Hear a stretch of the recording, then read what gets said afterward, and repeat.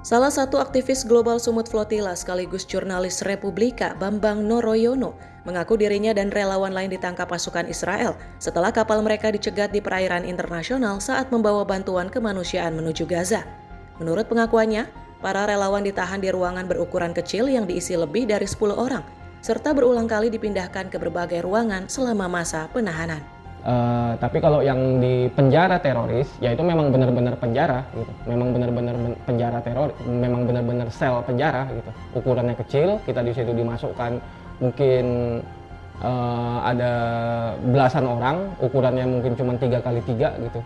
Ada belasan orang ditumpuk di situ dia. Kemudian kita dikeluarkan lagi, dimasukkan lagi, pindah-pindah ruangan gitu kalau yang di penjara teroris itu. Bambang juga menyebut adanya perlakuan yang merendahkan martabat, termasuk pemeriksaan fisik secara intensif dan pemaksaan melepas seluruh pakaian saat proses pemeriksaan. Ia menyebut perlakuan itu terjadi berulang kali dan merupakan pengalaman yang sulit dilupakan. Memegang alat kelamin gitu kan, memegang alat kelamin, kemudian memeriksanya gitu dan lain sebagainya, bahkan mungkin juga menertawakannya, karena memang ada fase kita memang benar-benar ditelanjangi. Di beberapa fase itu memang kita ada perintah untuk melepaskan seluruh pakaian, minimal ada 3 kali lah gitu. Dan di fase terakhir ketika di penjara teroris itu, nah itu mungkin yang paling parah gitu. Bukan hanya ditelanjangi tapi mungkin disentuh, dipegang, bahkan ditarik gitu, ditertawakan gitu. Meski demikian, ia menegaskan fokus utama misi tersebut tetap untuk menaruh perhatian pada penderitaan warga sipil Palestina di Gaza. Jadi iya, kita memang mengalami banyak kekerasan gitu. Banyak kekerasan, banyak hal-hal yang memang itu sulit dilupakan sebenarnya gitu. Tapi kita itu semaksimal mungkin untuk menyimpan itu atau untuk tidak terlalu membicarakan itu, karena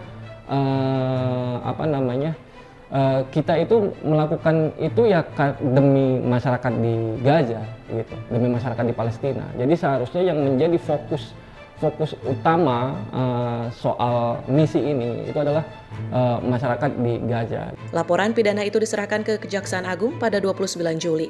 Kuasa hukum para aktivis menyatakan laporan itu menyebut pihak militer Israel dan sejumlah pejabat pemerintah bertanggung jawab atas dugaan kekerasan, penyiksaan, penahanan sewenang-wenang, serta pencegatan kapal sipil di perairan internasional.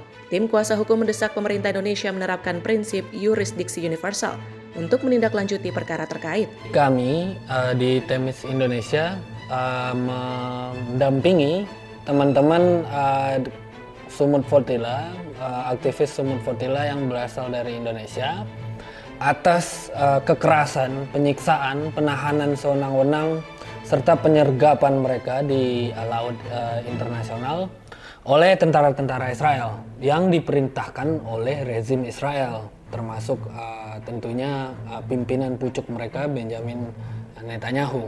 Nah, prinsip yang paling penting dari yurisdiksi universal itu adalah pelaku kejahatan internasional dia tidak bebas bergerak kemana-mana, karena negara-negara, dan kita berharap Indonesia juga ambil bagian di sini, sudah mengeluarkan kartu merah, surat perintah penangkapan. Kalau dia memasuki wilayah Indonesia, nah itu bisa dilakukan, termasuk juga ke kabinet dan tentara-tentaranya begitu. Sementara itu, pihak Israel membantah seluruh tuduhan dan menyatakan tidak ada dasar faktual yang mendukung klaim tersebut. Di sisi lain, Mahkamah Pidana Internasional atau ICC pada November 2024 telah menerbitkan surat perintah penangkapan terhadap Benjamin Netanyahu dan mantan Menteri Pertahanan Israel Yoav Gallant atas dugaan kejahatan perang dan kejahatan terhadap kemanusiaan terkait konflik di Gaza. Israel menolak tuduhan tersebut dan membantah yurisdiksi mahkamah. Tim redaksi Sinpo TV melaporkan.